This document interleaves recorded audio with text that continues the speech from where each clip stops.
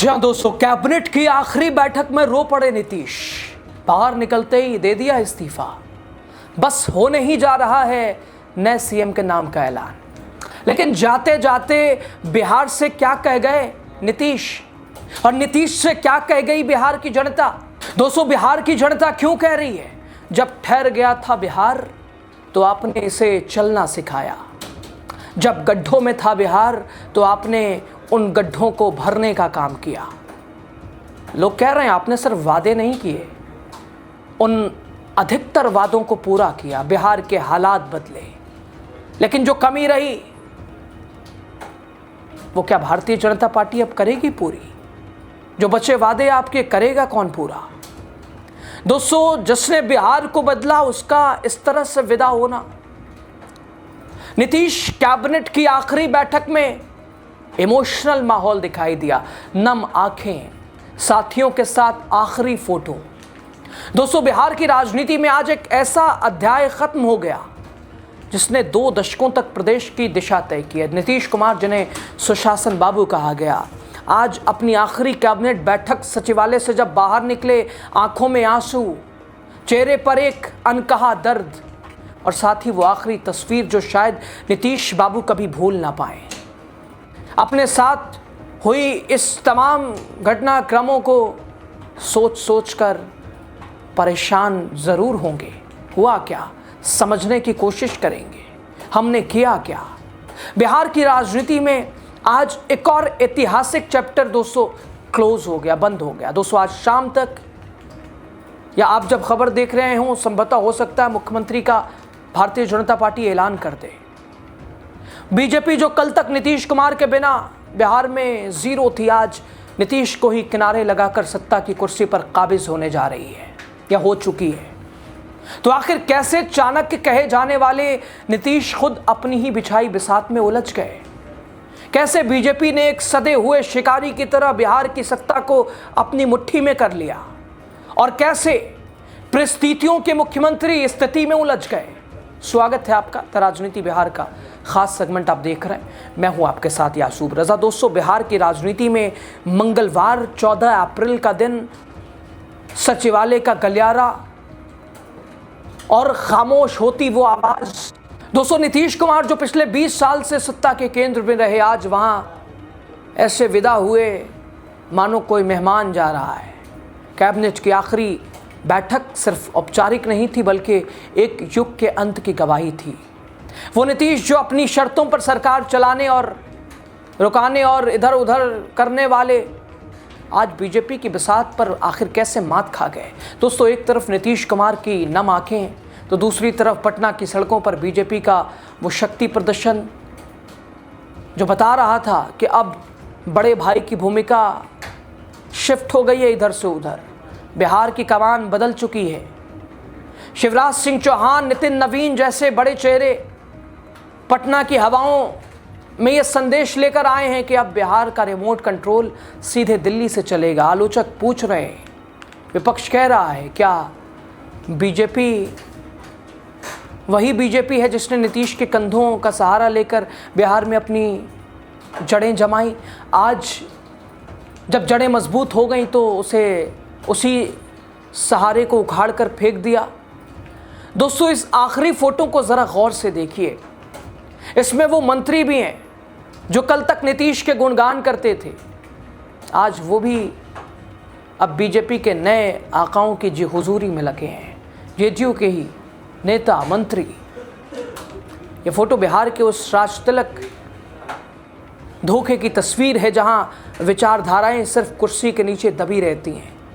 नीतीश कुमार ने प्रशासनिक सुधार और विकास की बातें की, लेकिन सच तो यह है कि पिछले कुछ सालों में बीजेपी ने उन्हें कैबिनेट के अंदर ही पंगु बना दिया था। दोस्तों, राजनीतिक गलियारों में चर्चा है कि यह नीतीश कुमार का सम्मानजनक निकास नहीं है, ये इज्जत वाली एग्जिट नहीं है, बल्कि मजबूरी का इस्तीफा है। बीजेपी ने अपनी रणनीति के तहत पहले नीतीश कुमार को कमज़ोर किया, बिसात बिछाई, उनके वोट बैंक में सेंध लगाई, उन्हें राज्यसभा भेजकर बिहार की कुर्सी खाली करा ली। दोस्तों, अपनी आखिरी कैबिनेट बैठक से बाहर निकलते हुए नीतीश कुमार को ज़रा देखिए।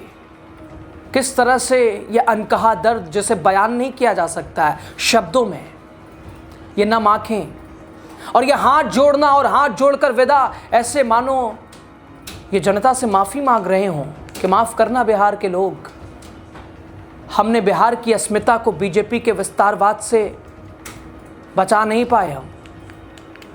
दोस्तों शाम तक या आप ये जब खबर देख रहे हो सकता है मुख्यमंत्री के नाम का ऐलान हो जाए, लड्डू बट रहे हो, आतिशबाजी हो रही हो, लेकिन इतिहास लिखेगा कि कैसे एक स्वाभिमानी नेता को गठबंधन के नाम पर धीरे धीरे हाशिए पर ढकेल दिया गया। उसकी कुर्सी किस तरह से, किस धोखे के साथ हथिया ली गई। दोस्तों नीतीश कुमार का जाना सिर्फ एक शख्स का जाना नहीं है, बल्कि बिहार में उस क्षेत्रीय राजनीति का अंत है और उसकी शुरुआत है जिसने हमेशा केंद्र की सत्ता को चुनौती दी। बीजेपी अब बिहार को अपनी प्रयोगशाला समझिए बनाने जा रही है, लेकिन सवाल वही है, क्या थोपा हुआ मुख्यमंत्री बिहार की समस्याओं का समाधान कर पाएगा या जनादेश से चुना हुआ मुख्यमंत्री बिहार की समस्याओं का समाधान करता, या फिर सत्ता की यह भूख बिहार को एक और अस्थिरता की ओर ले जाएगी। नीतीश कुमार ने फोटो खिंचवा ली, इस्तीफा दे दिया, लेकिन बिहार की जनता का फैसला अभी बाकी है। सत्ता के अहंकार में डूबी भारतीय जनता पार्टी को यह याद रखना होगा कि बिहार की मिट्टी जितनी उपजाऊ है, यहाँ का राजनीतिक मिजाज उतना ही बागी है। दोस्तों सत्ता परिवर्तन के इस कवायद के बीच एनडीए खेमे में हलचल तेज है।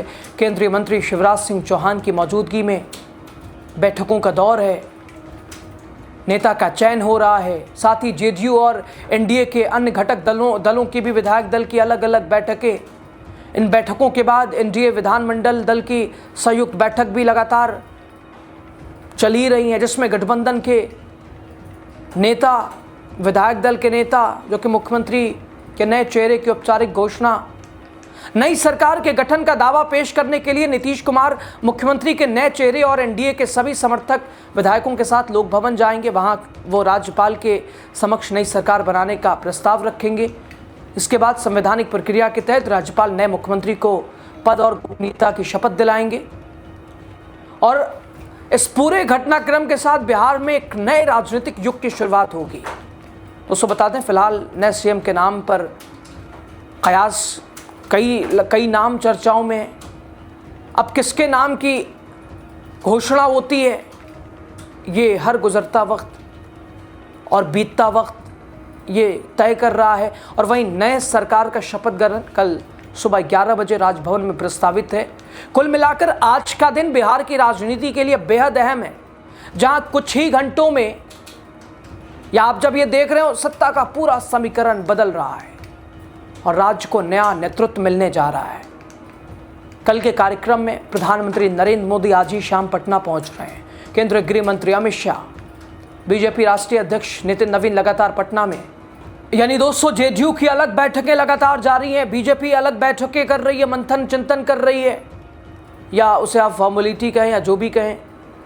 या हो सकता है आप ये जब खबर देख रहे हो सीएम के नाम का ऐलान हो चुका हो और उसमें करना कुछ खास नहीं है, लिफाफा खोलना है, नाम निकाल के पर्ची वाला सामने रख देना। लेकिन अब सस्पेंस, क्या आप जब ये खबर देख रहे हैं तब तक सब क्लियर है या बना हुआ है, नजरें जमी है? आपकी राय क्या है बताइएगा।